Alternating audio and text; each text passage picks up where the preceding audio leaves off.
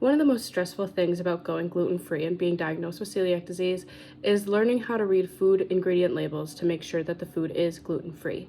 Before we get into the bulk of reading ingredient labels, it is important to remember that when a food is labeled gluten-free or certified gluten-free, that means that according to the FDA, there are less than 20 parts per million of gluten in that food.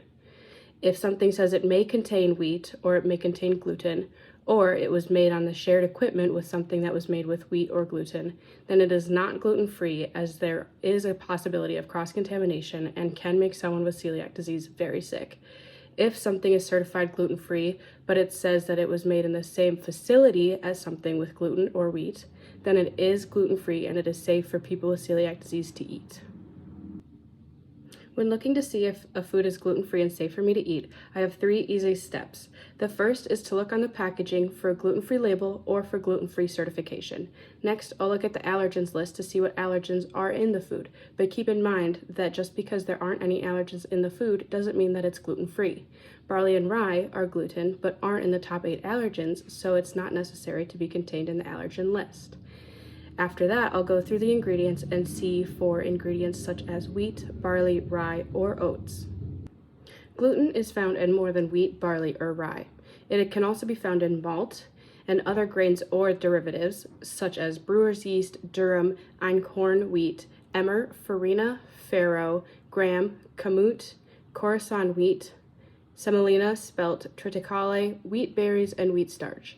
Other ingredients include malt extract, malt flavor, and malt syrup. If there's a food that you're questioning if it's gluten-free or not, there are 2 things that you could do. You can avoid the food and just stick to foods that you know are gluten-free, or you can try reaching out to the manufacturer and see if they know if the food is gluten-free or not. It's important to remember that gluten can be found in more than just food products. This is why you should check your nutritional supplements, medications, vitamins, lotions, dental products, and lip balms, lip gloss, or lipsticks, and other cosmetics that are used near the mouth for gluten. Always make sure that you check the ingredients label, and if you're not sure, go ahead and look up online where there are multiple resources that can tell you what cosmetics and other products are gluten-free and safe for you to use. Just a friendly reminder that wheat-free does not mean gluten-free. While wheat is a form of gluten, so is barley and rye, and gluten can also be found on oats. That's why it's important to check food ingredient labels. Just because something's labeled wheat-free does not mean that it's gluten-free, and it could make someone with celiac disease super sick.